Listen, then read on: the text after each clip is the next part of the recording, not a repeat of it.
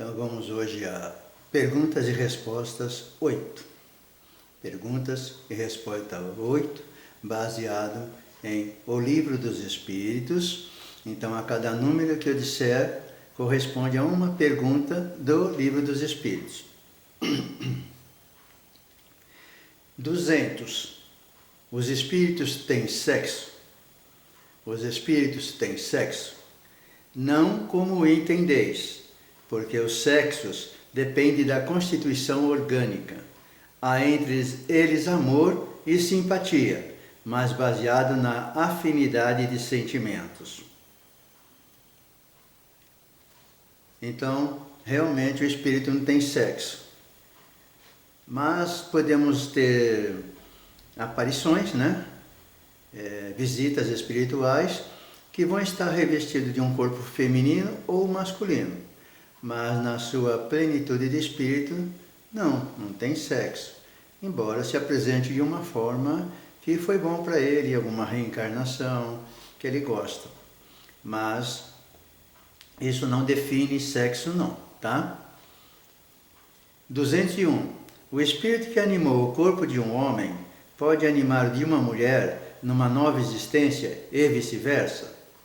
Sim, pois são os mesmos espíritos que animam os homens e as mulheres. Sim, pois são os mesmos espíritos que animam os homens e as mulheres. Então, quando Deus nos criou para chegarmos à perfeição, nós temos que passar nas reencarnações por homens e mulheres. Se passássemos só em homens, nós não teríamos noção de representatividade da mulher, o que ela é, o que ela faz. E o espírito tem que ser pleno. Então, encarnações de mulheres e encarnações de homens. Por quê?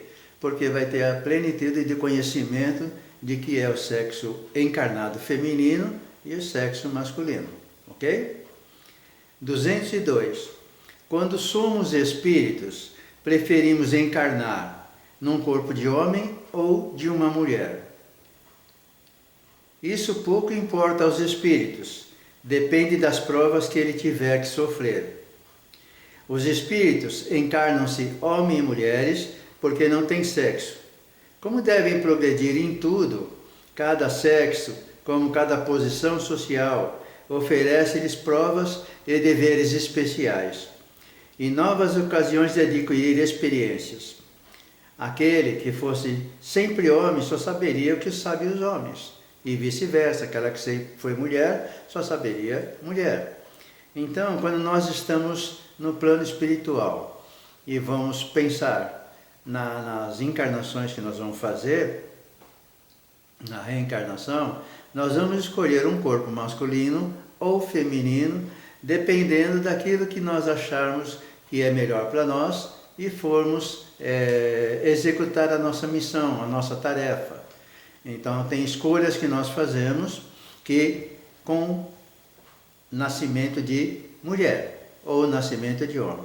Então, a escolha exatamente de como vai reencarnar depende das provas que quiser se submeter. E isso é normal, muito normal entre nós. Nós escolhemos reencarnações que vão nos dar bem. Certo? 414. Duas pessoas que se conhecem podem visitar-se durante o sono? Sim, e muitas outras que pensam não se conhecerem, se encontram e conversam. Podes ter, sem que o suspeites, amigos em outro país. O fato de visitardes durante o sono, amigos, parentes, conhecidos, pessoas que vos podem ser úteis. É tão frequente que o realizais quase todas as noites. Então, como nós vamos dormir, a outra pessoa vai dormir. Nós estamos encarnados. Nós podemos nos encontrar em sono, sim. No nosso sono nós vamos para vários lugares, como já é conhecido. Mas podemos reencontrar dormindo pessoas que aqui convivem conosco. E encontramos pessoas até em outro país que nós achamos que nós não conhecemos, mas nós temos certa relação de encarnações passadas. Mas quando nós acordamos, não nos lembramos. E temos a sensação, às vezes ao acordar, que parece que estivemos com alguma pessoa conhecida, alguma pessoa que a gente ama. Mas isso pode acontecer e acontece muitas vezes. Então não é desejar só, eu quero me encontrar com pessoa que eu vou encontrar. Não, aí é outra coisa que pode acontecer. Eu posso ter esse desejo, mas quando dormir, o meu espírito vai para outro lugar e não quer se encontrar com ninguém. Então esses encontros são normais de acontecer, sim, eles são naturais de acontecer.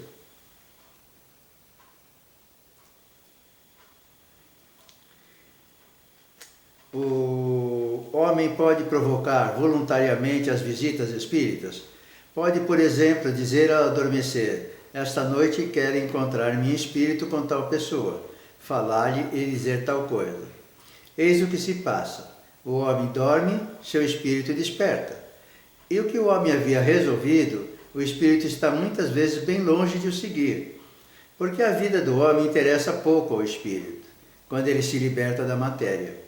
Isto para os homens bastante elevados, pois os outros passam de maneira inteiramente diversa a sua existência espiritual, entregam-se às paixões ou permanecem em inatividade. Pode acontecer, portanto, que, segundo o motivo a que se propôs, o espírito vai visitar as pessoas que deseja, mas o fato de haver desejado, quando em vigília, não é razão para o que o faz. Então, aqui acabamos de dizer, né? Que o espírito assume o comando e vai aonde ele desejar. Então, aquilo que nós havíamos pensado em fazer, ele não realiza. Então, ele pode se encontrar com pessoas que ele tenha vontade e também ir para lugares de aprendizado ou de farra, como a gente sempre diz, né? Vai para a bagunça. Então, o nosso espírito pode sim se encontrar com pessoas, mas a decisão vai ser do espírito, ok? 469. Por que meio se pode neutralizar a influência dos maus espíritos? Por que meio se pode neutralizar a influência dos maus espíritos? Fazendo o bem e colocando toda a vossa confiança em Deus. Repelis a influência dos espíritos inferiores e destruís o império que desejam ter sobre vós. Guardai-vos de escutar as sugestões dos espíritos que o levem em vós os maus pensamentos, que insuflam a discórdia e excitam em vós todas as más paixões. Desconfiai, sobretudo, daqueles que exaltam o seu orgulho, porque eles te atacam na vossa fraqueza. Eis porque Jesus vos faz dizer na oração dominical: Senhor, não nos deixe cair em tentação, mas livrai-nos do mal. Então nós vamos neutralizar a influência de maus espíritos sendo bons, evitando pensamentos negativos. Nem sempre vamos conseguir, mas diminuir a existência dessa forma de agir negativa. Vamos também tomar cuidado com o nosso orgulho, nossa vaidade, que ela derruba muito os nossos anseios. Então, muitas vezes estamos fazendo algo legal, bonito, agradável, só que ao receber o elogio ou achar que aquilo é fantástico, o nosso orgulho se eleva. Achamos que somos melhores do mundo. E aí pode ocorrer essa invasão e aquela obra que estava tão bonita, quando chegar na prática, ela não vai dar o resultado sonhado pelo Criador dessa obra. Muitas vezes por causa de Deus.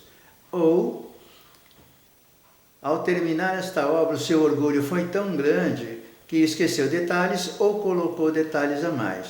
Então, o plano espiritual inferior, ele vai dentro das nossas ideias, dos nossos pensamentos. Então, só há um meio de eliminar a influência deles. Fazendo sempre o bem, pensando bem E acima de tudo, estar bem. Lógico que isso não é muito fácil sempre, não. Mas também não é difícil de percebermos alguma coisa que vai acontecer, que nos deixa mal e nós vamos identificar isso daí. Então nós temos que prestar muita atenção o que está acontecendo, né? E vamos todos nós conseguir, sim, com a ajuda de Deus, com a nossa vontade de servir. 522. O pressentimento é sempre uma advertência do Espírito protetor? O pressentimento é sempre uma advertência do Espírito protetor? O pressentimento é o conselho íntimo e oculto de um Espírito que vos deseja o bem. É também a intuição da escolha anterior, é a voz do instinto. O Espírito, antes de se encarnar, tem conhecimento das fases principais da sua existência, ou seja, o gênero de provas que irá se ligar. Quando estas têm um caráter marcante, ele conserva uma espécie de impressão em seu foro íntimo. E essa impressão, que a voz do instinto desperta quando chega o momento, tornando-se pressentimento. Então, o pressentimento é esse conselho que nós temos intimamente, que nós falamos assim: puxa vida, eu estou sentindo algo em relação a isso. Alguma forma, algum ato, alguma atitude eu tenho que tomar, mas tenho que pensar se vou fazer ou não. Recebi um aviso. Esse aviso me fará bem? Não me fará bem? Será que estou sendo enganado? Será que não estou sendo enganado? Então, com o treinamento desses acontecimentos, com leituras sobre o assunto e estudos, nós vamos ter uma informação. Agora, a prática vai depender de nós aceitarmos ou não esses avisos, essas intuições, essas inspirações que vêm, e o pressentimento sempre vai ser esse conselho íntimo e de um espírito bom. Mas nós temos, mesmo assim, prestar atenção no orar e vigiar, né? Porque muitas vezes começamos a abrir as portas acreditando em tudo. Poxa, esse pressentimento é bom, vou seguir. E às vezes não é, foi enganado, mas pela nossa falta de cuidado, pela nossa não fé raciocinada, não analisar exatamente o que está acontecendo. E aí nós vamos tendo justamente esses devaneios, essas flutuações que nos impedem de chegar a alguma coisa. Então, o pressentimento é o conselho íntimo e oculto de um espírito que vos deseja o bem. Disso podemos ter certeza. E nós temos que prestar atenção sim nisso, porque vale muito a pena receber essas intuições, esses pressentimentos que nos vai ajudar muito. 573. Em que consiste a missão dos espíritos encarnados? Em que consiste a missão dos espíritos encarnados? Instruir os homens, ajudá-los a avançar, melhorar as suas instituições por meio diretos e materiais, mas as missões são mais ou menos gerais e importantes. Aquele que cultiva a terra cumpre uma missão, como aquele que governa ou aquele que instrui. Tudo se encadeia na natureza, ao mesmo tempo que o espírito se depura pela encarnação. Também concorre por essa forma para o complemento dos desígnios da providência. Cada um tem a sua missão neste mundo, porque cada um pode ser útil em algum sentido. Então, nós que estamos encarnados, nós temos a missão de fazer melhorar o mundo, a sociedade, as pessoas, a nós. E então, existem várias maneiras que nós estamos sujeitos a essa missão. Instruir, ensinar, educar, abrir estradas, novos caminhos, construir casas, habitação. Então, nós temos tudo aquilo que o mundo precisa. Então nós vamos vir nessa missão com Deus no coração, Jesus nas palavras carinhosas e mostrar ao mundo que cada um, de acordo com a sua aptidão, vai ser feito a sua missão junto conosco e nós junto com eles. Então, individualmente nós temos posições sim, que nós escolhemos para reencarnar. Atividades, países, enfim, de alguma forma nós queremos realizar algo. E nós vamos precisar então nos adaptar nesta nova fase ao país que nós nascemos, àquela sociedade, costumes, e vamos nos enquadrar bem e auxiliar o progresso daquele país, daquela cidade que nós formos, e levar a cultura que nós podemos levar, que nós temos, que nós conhecemos. E, acima de tudo, reger as nossas atitudes como Deus pediu para nós. Vá, faça a sua missão. A sua missão, normalmente, vai ser o bem, o amor, a paz. Então, a nossa missão é ser útil aos desígnios do Criador. 639. O mal que se comete não resulta frequentemente da posição em que os outros nos colocaram? E nesse caso, quais são os mais culpáveis? 639. O mal que se comete não resulta frequentemente da posição em que os outros nos colocaram? E nesse caso, quais são os mais culpáveis? O mal recai sobre aquele que a causou. O mal recai sobre aquele que a causou. Assim, o homem que é levado ao mal pela posição em que os outros colocaram é menos culpável que aqueles que o causaram, pois cada um sofrerá a pena não somente do mal que tenha feito, mas também do que o mal que houver praticado, provocado. Vamos juntar a 640. Aquele que não faz o mal, mas aproveita o mal praticado por outro, é culpável no mesmo grau? Aquele que não fez o mal, mas aproveita o mal praticado por outro, é culpável no mesmo grau? Sim, é como se o cometesse. Ao aproveitá-lo, torna-se participante dele.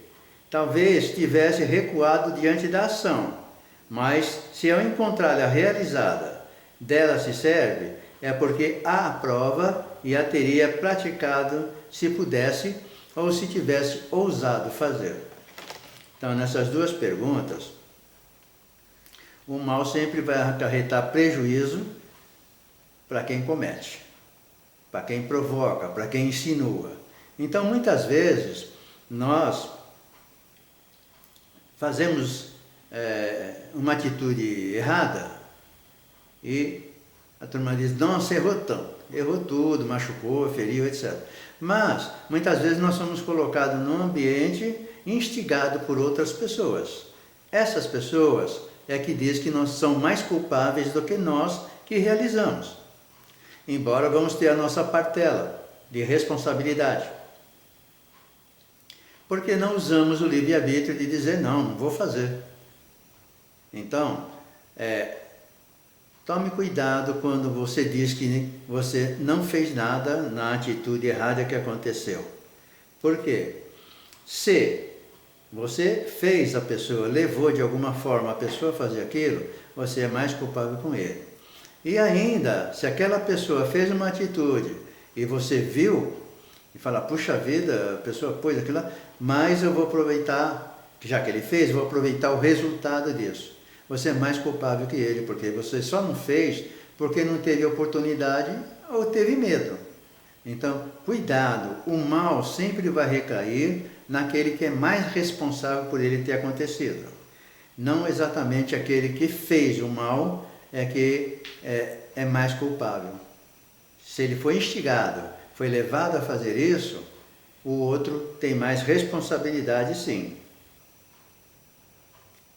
641. O desejo do mal é tão responsável quanto o mal?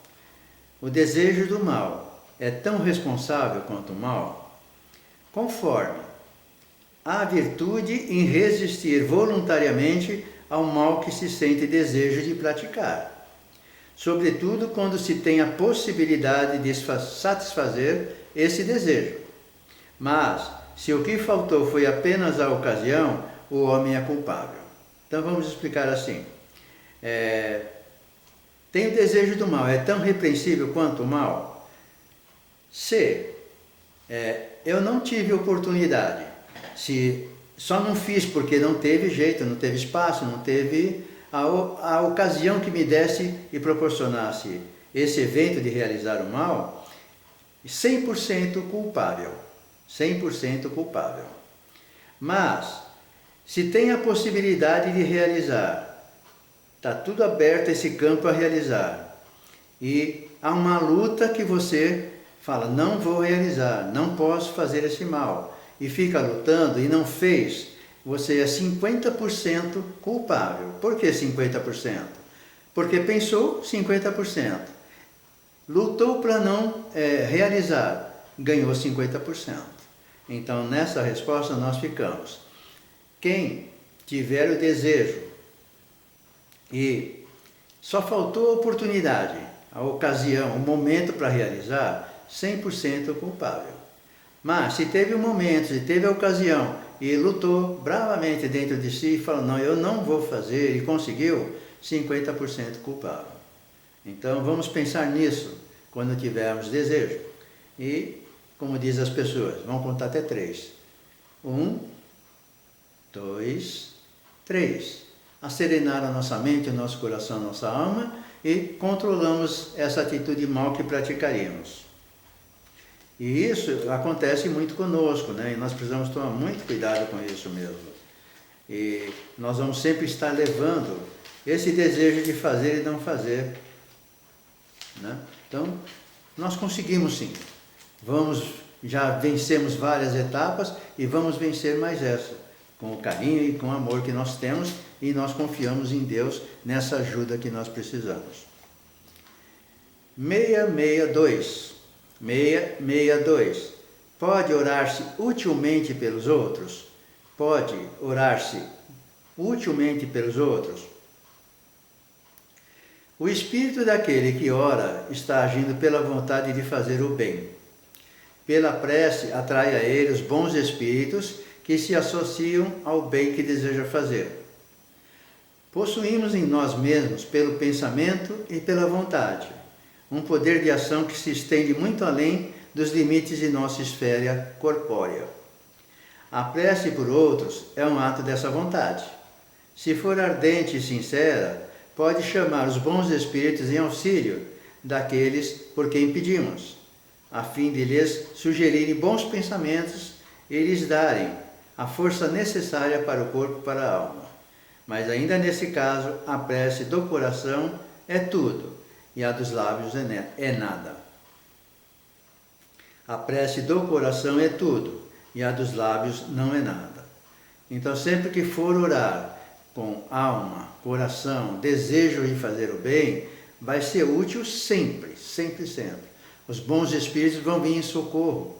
Estamos pedindo por alguém. Nessa prece, eles vão atender os nossos pedidos e ajudar esta pessoa, desde que ela consiga fazer um pouco de sintonia com o mundo espiritual.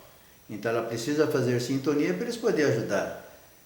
Como é que vai emitir um pensamento, como ela traz um pressentimento, uma intuição, uma inspiração, se ele não está ligado com nada, não está orando, enfim, está fazendo coisas para fugir de pensar. Então é difícil a nossa oração nesse instante ter resultado, mas ela pode ficar armazenada e no momento certo ser levada à pessoa que nós queremos que seja atendida nas suas necessidades. Então nós vamos sempre pensar nisso, que é um tempo bom para nós agirmos em favor da humanidade, em favor de nós mesmos. 664. 664. É inútil orar pelos mortos e pelos espíritos sofredores? E nesse caso, como pode as nossas preces lhes proporcionar consolo e abreviar os sofrimentos, têm elas o poder de fazer dobrar-se a justiça de Deus?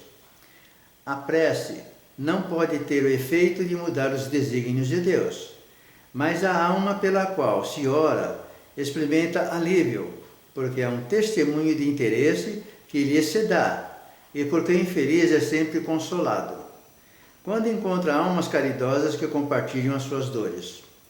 De outro lado, pela prece provoca-se o arrependimento, desperta-se o desejo de fazer o necessário para se tornar feliz.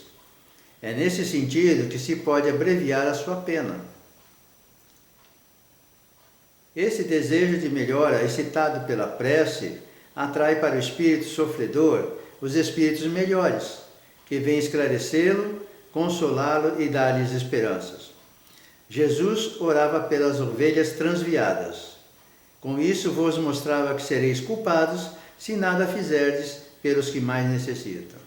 Então a prece sempre vai ser útil, por encarnado, por desencarnado, por espíritos de todas as esferas que possam estar em situações difíceis, em situações mais carinhosas, já passaram por uma série de etapas após o desencarne. Essas preces vão dar o alívio, vão dar a alegria de saber que alguém está pedindo por eles. Então, apesar do seu sofrimento, da sua dor, é como se ele tivesse um refresco para as suas necessidades, pudesse respirar um pouquinho melhor, mais calmamente. Então, nunca deixe de fazer a prece pelos desencarnados. Por quê? Porque essa prece vai ajudá-los muito, não importa onde que eles estejam. Então, quando escutar que a prece não tem efeito, esqueça isso. A prece tem um efeito e um valor muito grande perante a Deus. E nós temos que ir atrás disso sim. Faça as suas orações, faça com todo o amor que você tenha, peça por todos os desencarnados, se não tiver um especial para pedir, e deixe que essas vibrações vá atingir uma grande faixa de espíritos no mundo espiritual. O trabalho é 674. 674. A necessidade do trabalho é uma lei da natureza? O trabalho é uma lei da natureza e por isso mesmo é uma necessidade. A civilização obriga o homem a trabalhar, mas porque aumenta as suas necessidades e os seus prazeres. Então, a necessidade de trabalho é uma lei da natureza. Nós temos que encarnar e trabalhar, construir, ganhar o nosso espaço. Só que chega uma hora que a civilização, os costumes, obrigam o homem a trabalhar mais, porque ele vai visar bens materiais e seus prazeres. Então, quando o homem entra no mundo mundano, ele pega e começa a querer coisas materiais, passeios, vícios, despesas desnecessárias, muitas delas, às vezes. E o que acontece? Então ele tem que trabalhar mais, ganhar mais, ele fica mais estressado, mais estourado. Mas também se não trabalhar, ele não avança em evolução, seja intelectual, seja moral. Então é por isso que o trabalho é uma lei da natureza. Nos obriga a buscar conhecimentos, práticas e novos elementos que possam proporcionar saúde, conforto e a bondade de servir acima de tudo. Bondade visando buscar e trazer alimento espiritual nas suas andanças, nas suas idas e vindas, além de ajudar materialmente as pessoas. 675. Só devemos entender por trabalho, senão as ocupações materiais? Só devemos entender por trabalho, senão as ocupações materiais? Não. O espírito tanto trabalha como o corpo. Toda ocupação útil é trabalho. Então, quando não estamos na ocupação material, fazendo as coisas nesse sentido, nós temos que fazer a espiritual, auxiliando, consolando, ouvindo, entendendo as pessoas, procurar levar o auxílio. Esse auxílio às vezes é muito difícil, porque muitas vezes nós não conseguimos ter a paciência de ouvir, a tolerância de sentir um choro, uma lágrima.